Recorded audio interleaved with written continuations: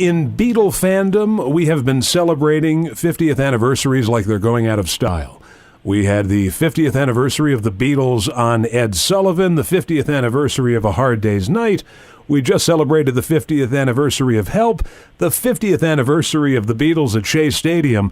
But one aspect of the Beatles' career has been conspicuously absent from these 50th anniversary celebrations, and that would be the Beatles Saturday morning cartoon series.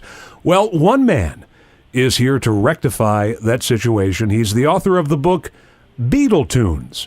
Mitchell Axelrod joins us. Mitch, how are you? I'm doing real well. How are you doing? I'm doing good. And Mitch, maybe you can offer us some perspective on exactly why there's been not a peep about this 50th anniversary. Well, back then in 1965, the Beatles had a cartoon series on ABC TV, a very, very popular series. It had a 52 rating, which was unheard of and still is unheard of today. But the only thing that happened was that the Beatles didn't have time to do their own voices. Understandably, in 1964, late 64, when it started the production, and 65 was arguably their biggest year in terms of performing in records and stuff. So Sure. They didn't have time to do the voices. And unfortunately, the producer, Al Brodex, picked a couple of guys to do voices, which the Beatles didn't really love. And to this day, that is the reason why we're not hearing too much about the Beatles cartoon series. They just hated the voices, and we just don't have them released at all. Not re-released. We just don't have them released. They've never been released since they're airing. I think we should mention to the audience that the voice actors they used were top voice actors in animation. Absolutely. Now, the guy they used to do Paul and Ringo was Lance Percival. Now, he was British, so he had a very popular show in Britain called That Was the Week That Was. Right. And the Beatles had seen that. They were familiar with him, and he was very, very popular over there. And he did the voices, as I said, of Ringo and Paul. And that was acceptable because he was a Brit. But the person that they chose to do the voices for John and George was Paul Frees. Now, Paul Frees was a giant, as you had stated, a giant in the animation industry. Every one of your listeners has heard Paul Frees in some aspect of either cartoons or life, because he was the voice of Boris Badenoff in Bullwinkle, Inspector Fenwick and Dudley Do-Right. He was the Heatmeister Burgermeister in all of the Rankin Bass Christmas specials. You know that deep voice he had. He was just everywhere. And for those that don't know, if you've been to Disneyland or Disney World, he is actually the voice you hear when you go into the Haunted Mansion.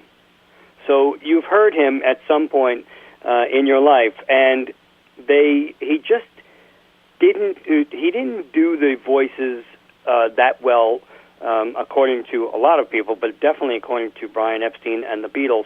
He did it. John was sort of a Rex Harrison type, and Right. George was sort of a Peter Lorre. Now, you've got to give him his due, only because that's the direction he was given, because Al Brodex chose to do an Americanized version of Liverpudlian, because the cartoons were supposed to be mainly for the American market. So he felt, and rightly so, you can't fault Al Brodex, he felt that the little kids here just wouldn't understand the Liverpool accent. So he made a decision, and it was wildly unpopular later on, but the cartoons did really well, and although the Beatles didn't like the voices, they certainly didn't mind the checks that were coming in. Unfortunately, buckos, it's time to pay up. Parting is such sweet sorrow. The income outgo. This really tires me out. That's because it's a very taxing experience. Well, Ringo, my boy, it was ever thus. Ever? Ever. Why, even way back in the time of Robin Hood, your ancestors were paying taxes. Robin Hood? He never happened. Whoa, stop. I can also tell you from my experience as a voice actor, nothing's changed, really. I mean, I can get cast as the King of England, and they'll say, don't do a British accent because kids won't be able to understand it. Well, there you go. So, I mean, it's sort of, gives a little more credence to what Al Brodax was thinking, especially back in 1965. Now, the Beatles did get a chance to see the cartoon, and you document that in your book. Can you give us just sort of a brief description of their reaction to it at the time? Sure. The date was July 29th, 1965. Those familiar with the Beatles will know that date sounds familiar because it was the day they saw the London premiere of the movie Help. And a couple of days later, or a few days later, they were going on Blackpool Night Out, which was a live show. So they were doing a lot of activity, and they were invited to Dean Street in London to the TVC studios to see the first couple of cartoons that were rolling off the presses, so to speak. And it was basically a drinking party. You know, they showed up, and Norman Kaufman, who was an assistant director for TVC, actually has footage which he lent me, and I showed it on Fox a number of years back, of the Beatles actually coming in to the studio. And, they were just exhausted from everything going on. They were tired. They went in to see the cartoons. They sat down in a little screening area. There were only maybe 30 people, including some of the series participants, the animators, the directors, Paul Frees and Lance Percival. And, again, they sat down, watched A Hard Day's Night, which was the first cartoon song, the episode based on the song A Hard Day's Night, and they also saw I Want to Hold Your Hand, which those two were the first shown on ABC in September of '65. And they watched them, and the funny part is that Lance Percival was sitting between Paul and Ringo, his two voices, right. And they had no idea that he was doing the voices. And in the middle of the cartoon, Ringo leaned over to Paul and said, "They've made me the dummy." And Paul said, "Well, they made me a little squeaky voice like this." And Lance Percival just wanted to, slink down in his chair because, they didn't realize that he was sitting in between them. But after a while, they all talked, and it was okay. But John Lennon had said to someone, "They've made us the bloody Flintstones," and then when the sing-along came on, he said, "There's not even a bouncing ball." They couldn't afford a bouncing ball because the sing-alongs didn't have the bouncing ball like they had in the past ones, in the good old summertime when you see the ball bounce. So the reaction wasn't, that great, but it also, on the flip side, no pun intended, they thought, what, it's really cool to be in cartoon form. And to their credit, it's not known by a lot of people that the Beatle cartoons is the very first weekly series to feature cartoon versions of real people. And that's important in animation because it was the very first time ever. In past cartoons, as Warner Brothers and some of the others, they had characters, they showed the Marx Brothers, Laurel and Hardy, Lauren Bacall, all those people, but it was never a weekly series, and the Beatles was the first weekly series to do so. And as you mentioned, it was a tremendously popular show. I mean, it was a hit right out of the gate.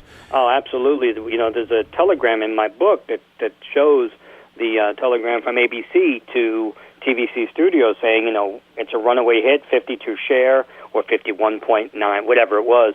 But again, unheard of, even to this day, unless you're talking like Super Bowls or the final showing of MASH, right. Stuff like that. But it really, and they won, they won their days. I mean, not even just for cartoons. They won their days for even evening shows. So it was a very, very popular cartoon for at least the first season, maybe the first season and a half, and then interest started waning for different reasons. The Beatles, as a corporate entity now, I guess we should just say Apple Records, which owns the series, yes. They are sending mixed messages because they have no trouble licensing those images, those cartoon caricatures of the Beatles for T-shirts, commemorative plates, I mean, you name it. Yep. But the actual cartoon, which everybody wants and everybody wants to see because we've all been to conventions and, they're sitting there. It used to be on VHS tape. Now it's on DVD. Yep. I mean, they've been bootlegged like crazy. And I know you're going to say yes to this, but don't you think that if someone, let's say you, Mitch, chose 4 of the top episodes and they released it on DVD. What parent in America is not going to go buy that? That is money in the bank that they're just sitting on. I agree with you on that, and for many reasons. You know, the cartoon itself, first of all, because they have never released it, they don't realize it, but they've sort of really whet our appetite. Right. Yes, they've been bootlegged, but, you know, the bootlegs are not the greatest quality, and they're not complete, you know, contrary to what a lot of the, I like to say, Dutch importers, the Dutch importers will tell you. They're not complete. So, you know, you get what you pay for, and so in that regard, you know, they whet our appetite. Second of all, the baby boomers would go crazy buying them because, again, they're not out. Right. But and so the memory of watching those cartoons, whether you thought they were good or bad, they still have Beatle music. So it doesn't matter if the animation was great or not. It's cartoons, it's your childhood, and it's the Beatles and their music.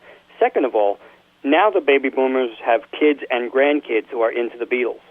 And if they're not, I guarantee you, and I've seen it in action, so I know where I'm coming from. You know, someone puts it on a TV screen, and the Beatles are on, and those infectious songs come on, and now you're watching, you know, a cartoon with those songs. Little kids are going to get into the Beatles again, just like they did when the album One was released. You know, there was a staggering statistic that the demographic of people who bought the One album, I think it was like 40% of the people were under 16. Right. Unbelievable. So, you know, same thing will happen with the cartoons. You know, you pass them down to the generations, and yes, the cartoons are not like, you know, the He-Mans and the Ultrons, whatever they are. So they're not as sophisticated. But cartoons now on Nickelodeon, on Disney Channel, are reverting back to that limited animation.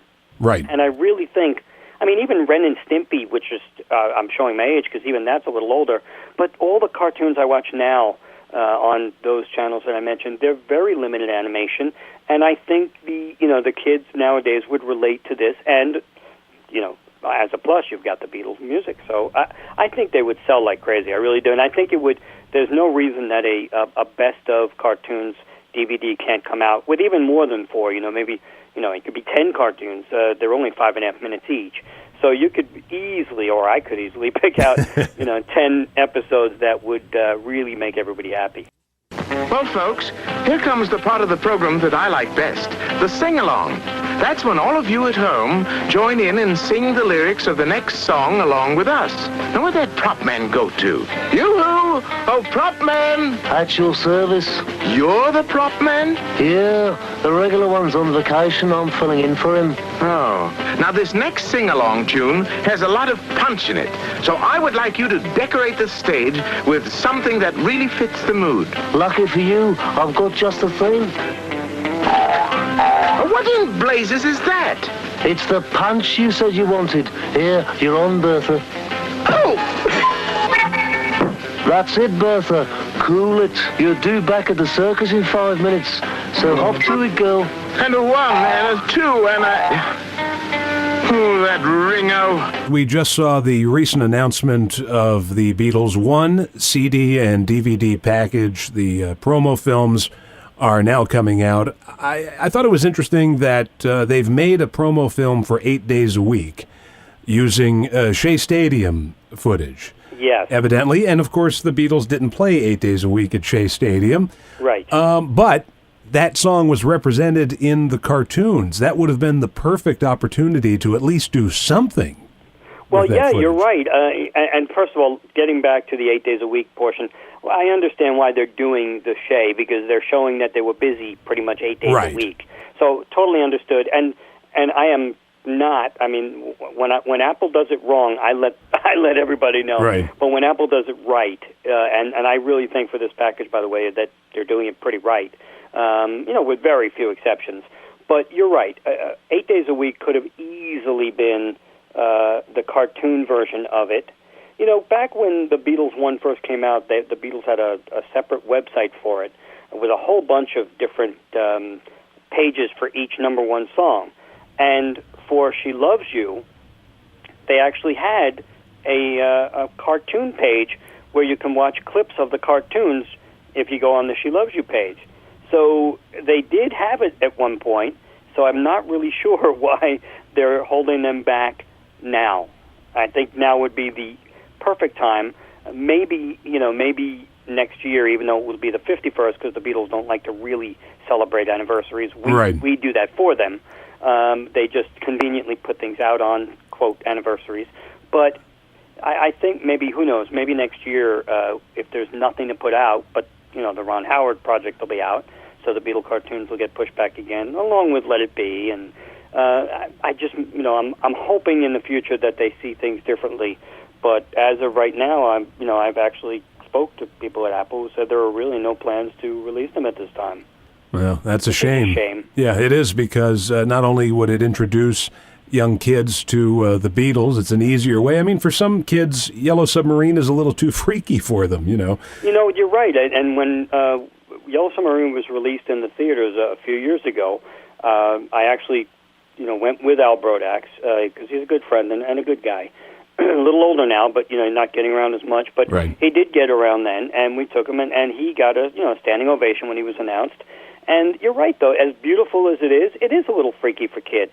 The Beatle cartoons are just simple little cartoons. Everybody enjoys them. They have great puns. They have stupid puns. But that's everything. So I think it's a much more accessible to the mass audience than Yellow Submarine. And don't forget, the music in Yellow Submarine is of the later era Beatles, other than maybe, Nowhere Man. Right. So the Beatle cartoons had everything from, the filler songs, because up to when they had the production, they weren't making as many albums yet, so they had the cartoons for Anna and Mr. Moonlight and such. So, you're going to get people who would go back and, really learn the Beatle catalog through these simple little cartoons.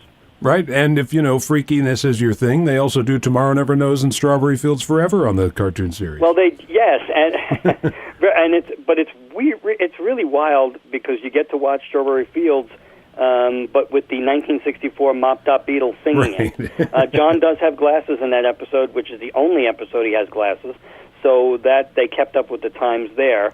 But the funny thing, and I like to say it whenever I do a presentation, I always say that they did sing-alongs for the songs, many of the songs.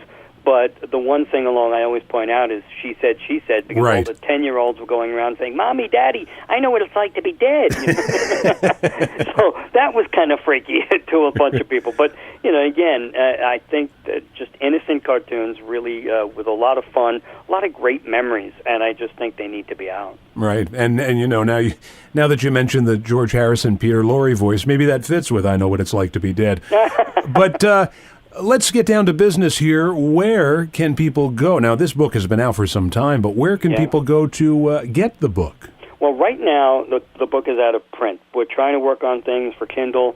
I'm trying to do a reprint, because I have a lot of pictures in the book, but subsequent to the printing of the book, the publishing, I found so many other pictures from the, I'm going to say the screening, I call it the premiere party, where I tell a story about John Lennon going under the table, and now I have pictures of it. So it's kind of cool.